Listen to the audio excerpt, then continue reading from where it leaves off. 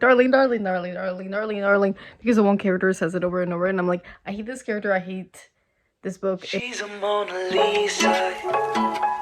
Everyone's not. Hey y'all, I'm Ella, and I'm dramatic and problematic. Today, my bun actually looks kind of decent. What the fuck? I'm gonna read the sexiest books according to Refinery, which I will read out loud now and give you a little summary of it, and then after I finish reading all of them, I'm gonna go through them and rank them. So yeah. First is Red, White, and Royal Blue. What happens when the Prince of England and the first son of the United States fall in love? For one, there are scenes of stunning, crackling chemistry, and there's also the potential for scandal. Casey McQuiston wrote a novel that balances genuine romance with sheer sexiness. Then Unmasked by the Marquess. Cat Sebastian has created an enthralling, multi-layered Regency romance. Our heroes are the powerful and dignified Alistair de Lacy, 8th Marquess of the Pembroke, and Robert Selby, a newcomer who isn't who you think he is. Open Me. Due to an administrative error, 18-year-old Roxana Olsen is transferred from a summer study abroad program in Paris with her friend to one in Denmark, where she's alone. Instead of joining the group, she becomes enmeshed with a 27-year-old grad student. The Wedding Date. Drew Nichols meets Alexa Monroe while stuck in a hotel elevator. That he goes out on a limb and asks her to be his date for the wedding he's in town for, and pretend to be his girlfriend. Alexa and Drew can't deny the sizzle between them, but both have to go back to their respective hometowns. Can they make it work? Hate to Want You. Nicholas and Livy, the book's main characters, are both scions of massive grocery store chains. Their families were wrenched apart in a business deal, however, and now they're stuck in a feud. They meet up one day a year for a quick, no strings attached sex sesh. Livy has to return home when her mother falls ill. Will she and Nicholas finally figure out their business? Dark Lover. The book follows a band of vampire warriors destined to protect their supernatural race from pesky human slayers. Then, one of the warriors is killed. Their leader, Wrath, must recruit the dead warrior's half-breed daughter into their underworld army. Beware, these are scorching. Men in Kilts. Kathy Williams meets a rugged Scotsman, Ian. A few banter-filled exchanges later, Kathy and Ian's romance is at full capacity. The next step, naturally, is for Kathy to go to Ian's ancestral castle and meet his quirky, charming... The Magus. Seeking a change from his dreary London life, Nicholas Yurfey accepts a teaching position on a remote Greek island. The island's resident eccentric millionaire Conches takes an interest in Nicholas, and Nicholas takes an interest back, especially in the beautiful young woman who lives on the estate. The Claiming of Sleeping Beauty. He removes an innocent element from the familiar tale of Sleeping Beauty. Instead of waking the princess up with a kiss, the prince awakens her through an S&M-filled sexual initiation. 100 Love Sonnets. In this collection, written for his wife and muse, Matilda Urruita, Pablo Neruda captures the essence of desire and traps it in 100 poems. Delta D. Venus. Each of these 15 stories is set in a lush, imaginative world where characters explore their sexuality in unexpected ways. Call me by your name. I do not care if you're lying.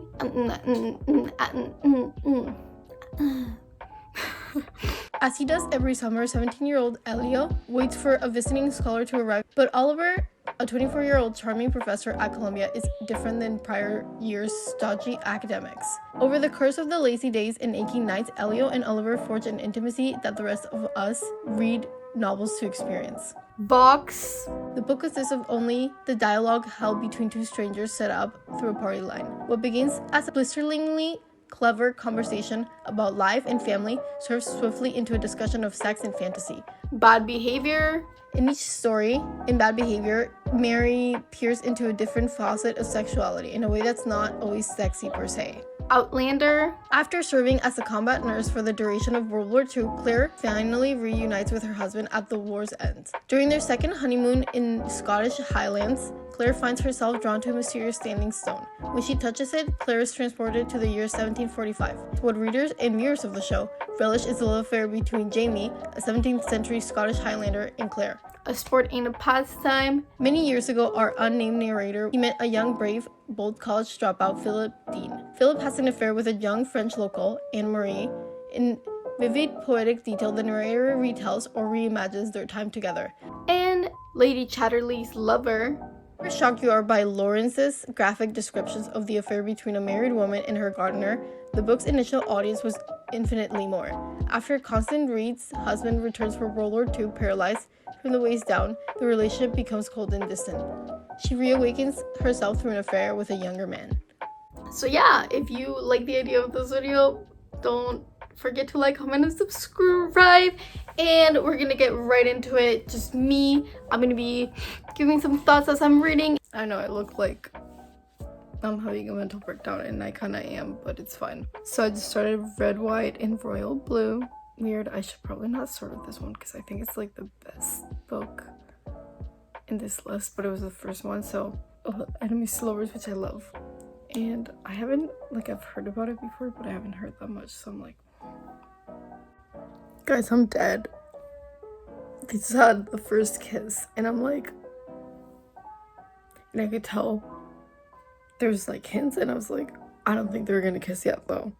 And then he was like, you're wrong. I'll probably let you know in the halfway point. So yeah. Oh, so I didn't really film at the halfway point like I said I did. I didn't film at all. I'm editing right now and just letting you guys know what I thought. At the same time, I also read Lady Chatterley's Lovers, so I'm really thinking about it, and there's like some footage that is missing from my vlog, and it's because I started this in September. Obviously, like, if you can tell, I'm in my old place at the beginning of this video, right? If I'm popping in and saying things, that's what. So first off, let's start with Red, White, and Royal Blue. This was totally 5 out of 5. It literally goes right at the top. It's so good. I don't want to talk too much about it because you guys have to read it. It's just a really cute romance. And obviously there's like political issues that are discussed, LGBTQ issues, and there's like a lot of drama and tea about it, which makes sense. But I liked it because it wasn't like they were ashamed of their sexuality that much. They knew they were gay. Well, one of them is gay, one's bi, so also love that representation. What I think about Lady Chatterley's Lover, honestly, it was so garbage. You did not see me like rant about it. I will be reading my Goodreads review. It's honestly at the bottom, like, worst book ever. I'll be popping in here a bit to just say some thoughts about the books that I didn't say when I was recording the vlogs, and yeah. So I rated this 1 stars, and my Goodreads reviews goes as follows. God, this was such a slog to get through. I listened to the audiobook, which is around 5 hours. Usually I listen to audiobooks at 1.5 or 1.8 speed. By the last hour of this, it was going at 3 times speed. I hated all the characters. Let's start with Lady Chatterley. She was whiny and annoying, and her internal dialogue was meandering nonsense. Clifford, which was her husband, was even more insufferable, and Mellors was the worst offender of them all, which that's the love interest. He was the blandest character I've ever had the misfortune to listen to. The sexies were not better, starting from the fact that he came out of nowhere and ending on the dubious consent, not to mention the random ass conversations where Mellor proclaims his hatred for lesbians. Literally could not be more disappointed. It's been a few days since I finished The Wedding Date, and it was fun. It was like okay, like it was just a lot of sex and a lot of food. So I gave The Wedding Date a 3 out of 5, which places it on second.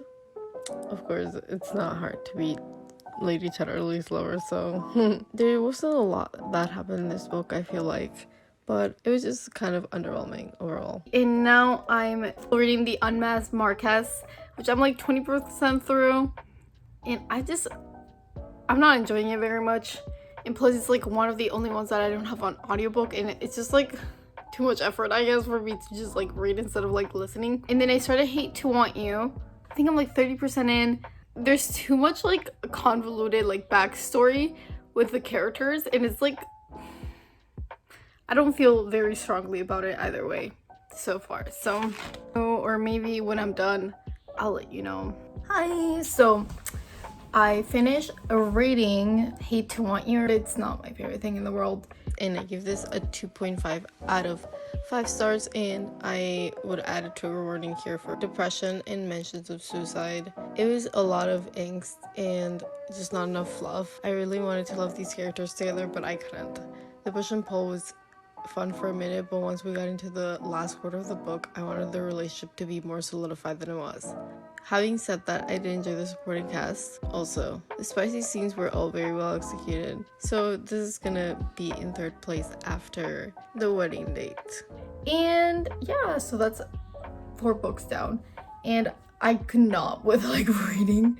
So I ended up getting the audiobook for Unmasked by the Marquess. I'm really enjoying it. Like, I didn't know it was like, there's like bi and non-binary representation in this, and I was like not expecting that. So I'm like, yo, I just finished Unmasked by the Marquess, and I'm so like pissed at myself for like taking this long to read it. I'm really glad I did end up getting the audiobook though, because I loved it. And I think I'm gonna be giving this a 4 out of 5. Okay, so Unmasked by the Marquess officially takes second spot. I give it a 4 out of 5 stars.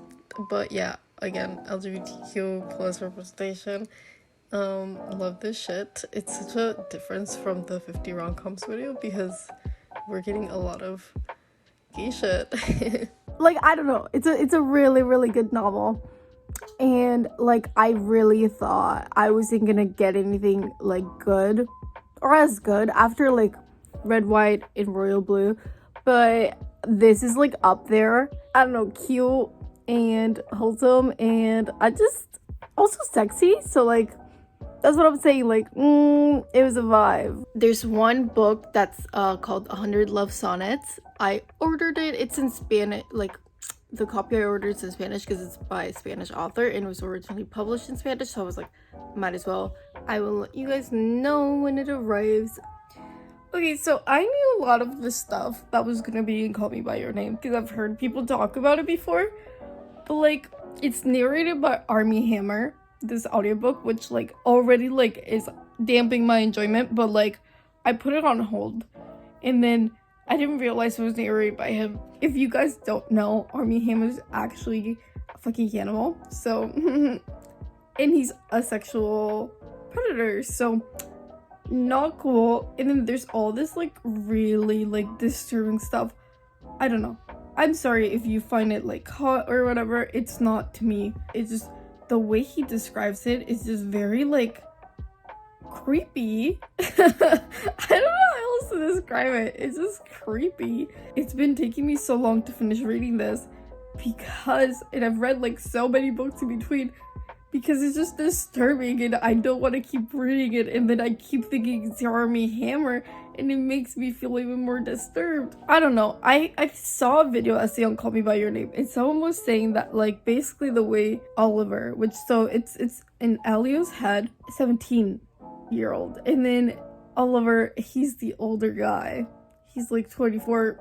That basically the way Oliver is described is the same way that you would describe a woman. There's no real difference between like how he's being sexualized as opposed to how women are, which is what is kind of sus, because like the way men sexualize men as to how men sexualize women, even like by men, is different. I just woke up and I started listening to it because I just want to get it over with, and I'm like 70% almost. And yeah, I haven't updated because I just find it disturbing. And like, it's not a bad book. I don't hate it. Don't know how to explain my thoughts to this. Ugh. I never end up updating again for a while, so this puts Call Me By Your Name at 4th place. I had a hard time writing a review for this book. It just honestly made me really uncomfortable. I can kind of overlook the age gap. It's just how overtly sexual some of those scenes were across the line for me. I like the sentiment and I support the book because LGBTQIA plus representation, and the prose itself, like I said, was beautifully written, but it was too graphic for me. Okay, so guys, I know it's been a hot fucking minute since I updated on this, but basically I just started reading Open Me. I'm 10 minutes in on the audiobook, and they're in a fucking bus, like the main girl and the main love interest is in Denmark, I think. She meets this rando guy and then they're at this bus and she has to move and she's like, oh, where am I gonna sit? And I think she sat on his lap. I'm like kind of confused by the interaction, but I think that's just what happened. And I'm 10 minutes in and I'm like, why is this already happening? Like, this book is gonna be steamy, I feel like, but I guess I'm in for a ride. Okay, so coming into this, like the first chapter, I was definitely like not feeling it, but I just finished chapter 3 and this is so far like such a genuine coming of age story, and it's just really interesting, and it's very like if you're around 17, 18 right now, 19, even 20, I do really recommend this book, and I haven't finished it. Well, I'm vibing with it. Y'all, excuse my look, my messiness, it's fine. I'm just almost gonna go to sleep. It's getting kind of sus. I'm not vibing with the love interest very much. Like, I don't like him at all. Besties, I just finished Open Me. Fucking thank God. I did like it. There's definitely some problematic elements. Just based off enjoyment and looking back, I will have to place Open Me below Hate to Want You because it's just not that great and the writing's just weird. Okay, so I started Men in Kilts, and I think I can get this done read tonight, so I'll let you guys know how that goes. Yeah. Take a shot every time they say darling, because the word darling is literally used so many times in this fucking book, and I'm like, darling, darling, darling, darling, darling, darling, because the one character says it over and over, and I'm like, I hate this character, I hate this book, and it's literally like Open Me, but like the character is like 20 years older. Okay, I'm almost finished Men in Kilts, and I just started reading fucking the Magus because I need a break from Men in Kilts because I'm literally so done. That book is so awful. I have like 2 hours left, and I'm like, bro, like this needs to be over. Anyways, I started reading the Magus, and I'm already like red flag because they just mentioned Lady Chatterley's lover in this fucking book, and I'm like, sis, why would you do this? Why would you do this to me? Like, I am already traumatized enough from that fucking book. I finally finished Men in Kilts, and God knows, like, I honestly don't even know half of what happened because I don't care.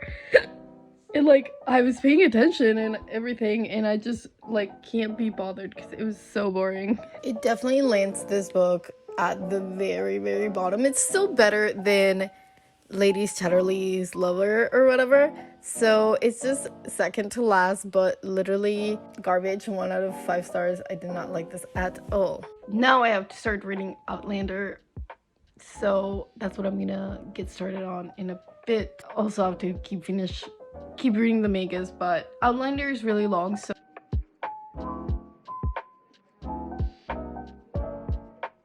okay guys, I don't care. I'm like over it right now. I'm reading the Magus, and I can't. I'm not enjoying this book.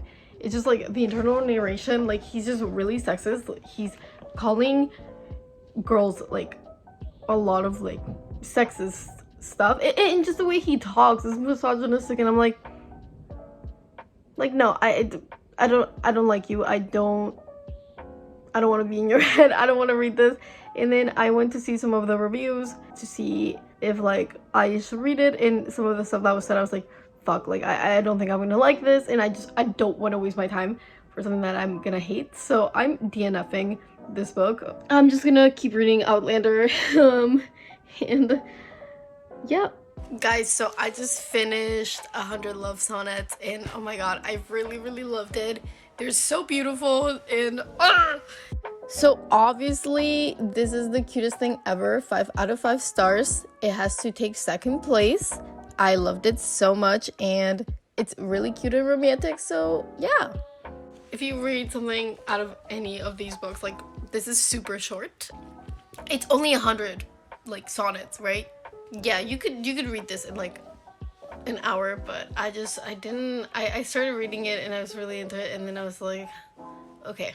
And then I didn't read for 2 days, and then now I just sat and finished all of it in one sitting.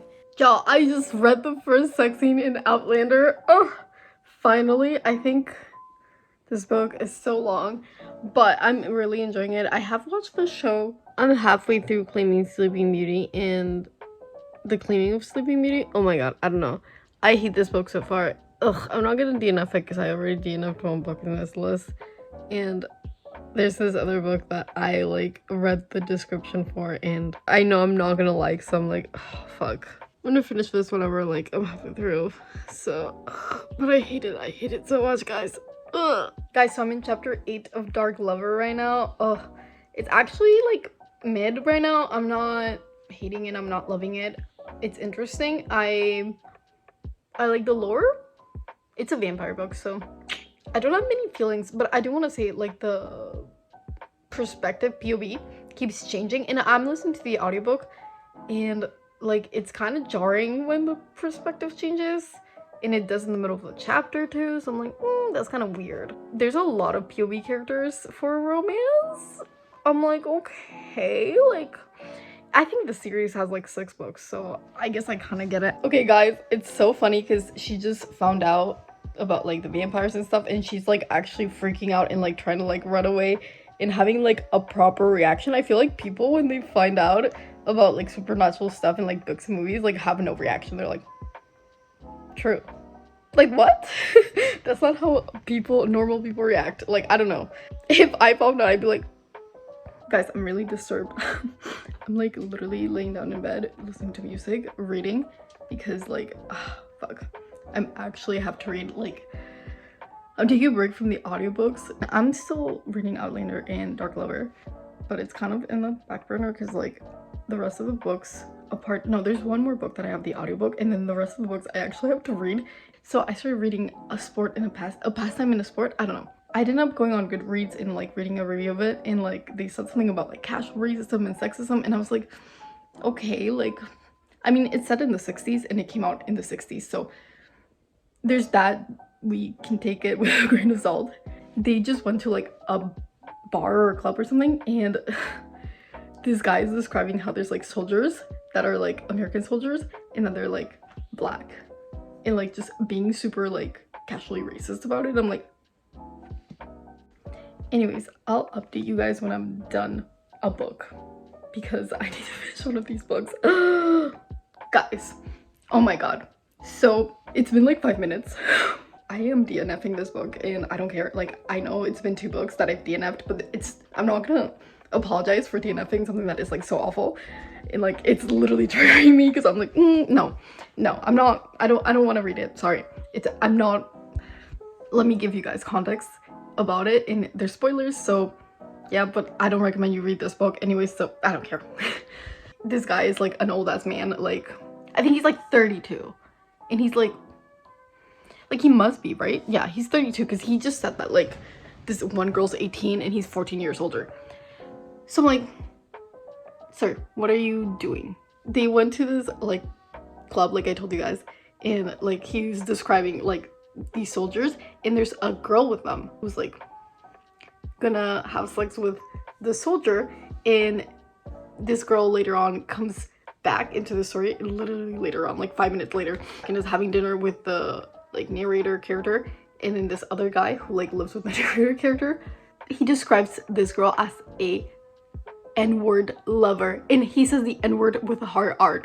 Like, I get this was written in the 60s, but like it's just not necessary. Guys, I just finished Dark Lover. I actually do really like it. There's 16 books in the series because it's about like the Black Brotherhood of Daggers or something like that. I don't know. They're the vampires, and they're like,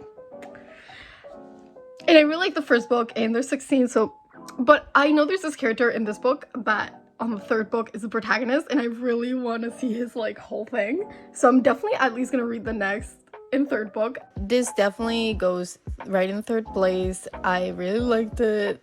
Top of the list. Well, it's technically not top, so but top 3 is pretty good, guys. I also realized I didn't talk at all about Claiming of Sleeping Beauty, the lowest of the low, because this was just like awful. I hated, like, probably the worst book in this list. Like, Lady Chatterley's Lover was bad, but this is even worse. Read Outlander, maybe now, and I have to start on Bad Behavior. I started like the first few pages, but like I have no thoughts so far. So Bad Behavior, probably next actually, and then Outlander I have to keep reading. I'm like halfway through Outlander, and it's just perfection because it's Outlander. So I just finished chapter 1 of Bad Behavior. It was okay. There's 9 chapters, so I'm just gonna get it read, get it done, and then update you guys. Read a little more of Outlander if I can along the way. We'll see. Guys, so this vlog is turning out well. It's gonna end on a high note, maybe. I don't know. I have one book left and maybe it's not gonna go well. We're gonna add Outlander and Bad Behavior to the list. So I just finished reading these two books. And well, I finished reading Bad Behavior just now. Actually kind of teared up a little at the end because I don't know, the last story was really emotional. Outlander kept this trend of going up, up, up.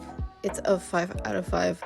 And I will put it above 100 Love Sonnets. I don't think anything can dethrone Red, White, and Royal Blue, so sorry about that, G. This one's gonna go below a Marquez. Trigger warning for this one for sexual assault and non-consensual stuff as well. I have two books. Honestly, not really though, because one of them is called The Vox. I don't know. I literally can't find this anywhere in Canada. Like, I tried to, and I can't find it. I don't have Kindle or anything like that. So I'm like, if someone can tell me where to find this book, I will read it and talk about it. I just have one left, is Delta of Venus, where I found it, like the audiobook, it's of Venus, so I don't know. Same author, so it's definitely the same book. I'll get that done. And yeah, I'll talk to you guys when I have all my final thoughts, and yeah. And adding Delta de Venus to this list, which, honestly, another book I didn't like, and it's kind of fine. I did have Outlander before this, which was one of the best books. I just don't think erotic novels like that are for me. So like I said, done reading all the books, but not really. I'm like looking through the list. I'm editing right now and just finishing everything up for the video. And this freaking list, in my browser, it only had so many books. And so there's two of them that I didn't read, and it's called The Sexual Life of Catherine M. and then Misadventures of a Curvy Girl. I'm really confused about why these didn't show up. I don't have time to read them. I already have a bunch of recommendations for you guys. Anyways, if you guys want me to read these two books, let me know, and I will. I've come out of this experience a different human being. No, I don't know. It's eroticas are just not my cup of tea, and it's just that, because I need some plot.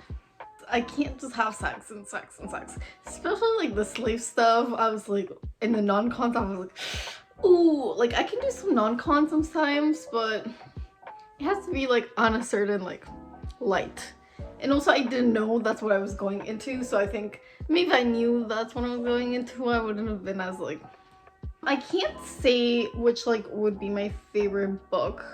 I think it still has to be Red, White, and Royal Blue, because it was so amazing, and like I really liked Outlander and 100 Love Sonnets, but it's not the same. So like, if you guys liked this video, don't forget to like, comment, and subscribe, and hit that notification bell to stay updated with all my videos. This was so amazing. I loved doing Valen Week with you guys, and I hope you enjoyed it. Let me know if there's anything else you want me to read, because you know I'm always looking for new things to add to my TBR. And yeah, I hope you guys are having a fabulous morning, afternoon, or night, whatever time it is for you. I love you guys so much. Mwah! Yeah, yeah, yeah, yeah. And all the girls around